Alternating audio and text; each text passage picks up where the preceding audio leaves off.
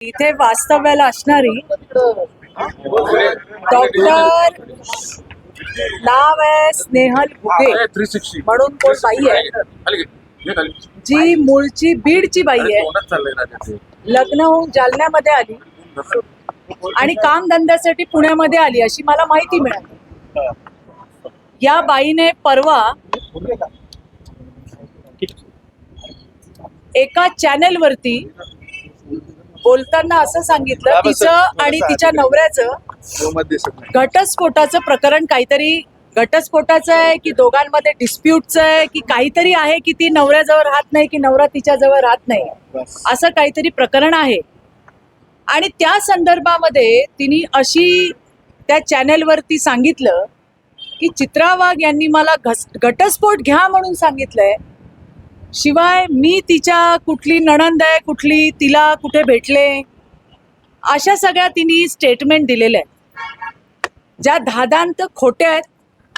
ही बाई कोण काळी का गोरी मी तिला ओळखत नाही, मी कधी त्या बाईला भेटली नाही, मी कधी तिच्याशी फोनवर बोलली नाही. आमची पुण्याची अध्यक्ष हर्षदा फरांदे हिच्याशी तिचा संपर्क झाला होता आणि तिने सांगितलं की असं असं एका बाईची तक्रार आहे ताई, आपल्याला काय करता येईल. तिच्या नंदेबद्दल आणि तिच्या सासरच्या लोकांबद्दल तक्रार होती. त्यावेळेला मी तिला लिहून पाठवले, मेसेजेस आहेत की तिला पोलीस स्टेशनला जाऊन गुन्हा नोंद करायला सांगा. या बाईला गुन्हा नोंद करायचा नाही, तिचं काहीतरी वेगळंच म्हणणं आहे की ऑडिओ क्लिप यांना ऐकव. तिने हिच्याकडे सांगितलं, हिने मला सांगितलं मी कधी त्या बाईला भेटलेली नाही. बरं, याच्या आधी सुद्धा बाई फार हुशार डोकेबाज बाई आहे. याच्या आधी सुद्धा हिने व्हिडिओ केलेले आहेत, विषय हाच, पण त्याची दखल तुम्ही कोणी घेतली नाही.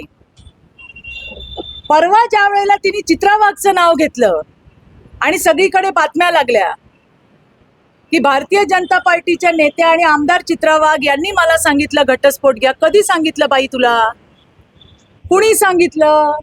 हे तर माझं नशीब थोर आहे, तर माझ्याकडे त्या व्हॉट्सअपचे प्रूफ होते, नाही तर मी तुम्हाला काय दाखवणार होते आज. आणि म्हणून या अशा खोटारड्या बायकांवरती गुन्हे दाखल झाले पाहिजे ही माझी आग्रही मागणी पोलिसांकडे आहे. मी आता त्यांच्याकडे गेले आणि आज गुन्हा दाखल करूनच मी पुण्यातून मुंबईला जाणार आहे. ज्या वेळेला आम्ही मदत करतो त्यावेळेला आमची भावना असते की त्या बाईला रिलीफ मिळाला पाहिजे, पण जर खोटी नावं घेऊन आम्हाला बदनाम करायचं काम जर कोणी करत असेल तर ते मी तरी खपवून घेणार नाही. याच्या आधीच्या तिच्या सगळ्या गोळ्या पचल्या असतील, पण ही गोळी पचायची नाही, मी अजिबात सोडणार नाही. आणि हा प्रश्न फक्त चित्रा वाघचा नाही आहे. आज हजारो वेगवेगळ्या पक्षाच्या सामाजिक आणि राजकीय कार्यकर्त्या या हजारो महिलांना मदत करत असतात. त्यांना मदत करण्यासाठी वेगवेगळ्या प्रकारे त्यांना सांगत असतात, पोलीस स्टेशनशी बोलत असतात. पण अशा पद्धतीने जर कोण खोटं बालंट आमच्या अंगावर टाकत असेल आणि आमच्यावरती खोटं बोललं जात असेल तर आम्ही ते खपवून घेणार नाही. 100% गुन्हा नोंद होणार. मी आता पुण्याच्या कमिशनर साहेबांशी बोललेली आहे, तिथले DCP सुद्धा आलेत, मी त्यांच्याशी सुद्धा बोललेली आहे आणि मी कायदेशीर कारवाईलाच त्या ठिकाणी त्यांना सांगितलंय की जी कलमं याच्यामध्ये लागतात ती सगळी कलमं याच्यात लागली पाहिजे. हा एक धडा असला पाहिजे की अशा पद्धतीने खोटे आरोप जर केले त्याची किंमत चुकवावी लागते.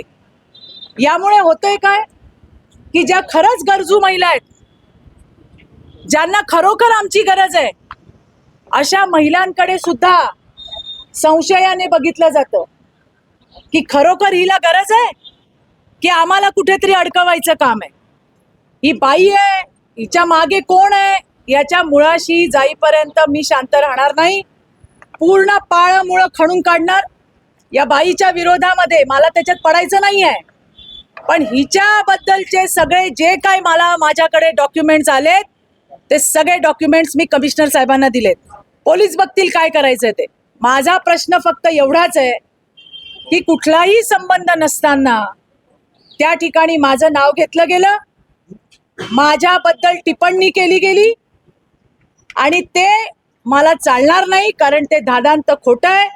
पोलिसांना मी हेही सांगितलंय, माझा फोन ताब्यामध्ये घ्या, कधी कुठल्या नंबरवरनं तिचा फोन आलाय का चेक करा, मी कधी बोलली आहे का चेक करा.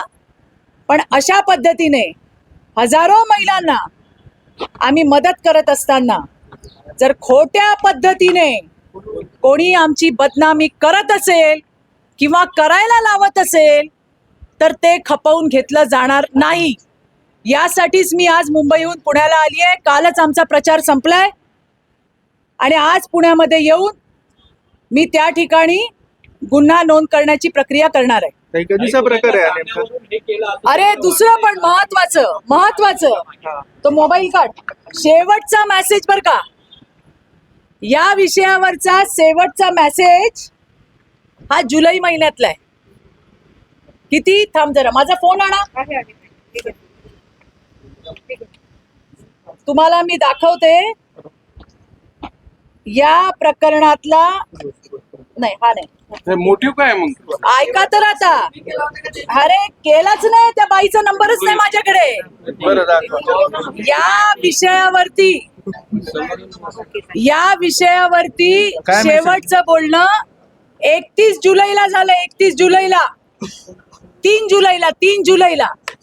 आता जुलै गेला, ऑगस्ट गेला, सप्टेंबर गेला, ऑक्टोबर गेला, नोव्हेंबर एंड आला आणि तिला आज आठवलं का चित्रा वाघने मला घटस्फोट घ्यायला लावला. तर हे अशी नाटकं खपवून घेणार नाही आम्ही, हे सांगतीये. जीव तोडून काम करतो, प्रामाणिकपणे महिलांना मदत करण्याचा प्रयत्न करतो. पण यांच्यासारख्या खोटारड्या बायका जर अशा पद्धतीने खोटे आरोप करत असतील तर ते खपवून घेणार नाही. किती दिवस सहानुभूती घेणार आहे? याच्या आधी सुद्धा व्हिडिओ घेतले, याच्या आधी सुद्धा व्हिडिओ केले. आता आमचं नाव घेतलं तेव्हा तुम्ही सगळेजण गोळा झालाय. मी हिचा ऑडिओ ऐकव. जेव्हा मी हिला सांगितलं पोलीस स्टेशनला गुन्हा दाखल करायला सांगा, तेव्हा हिने तिला सांगितलं. ती काय म्हणते, कुठला आहे ग बाई,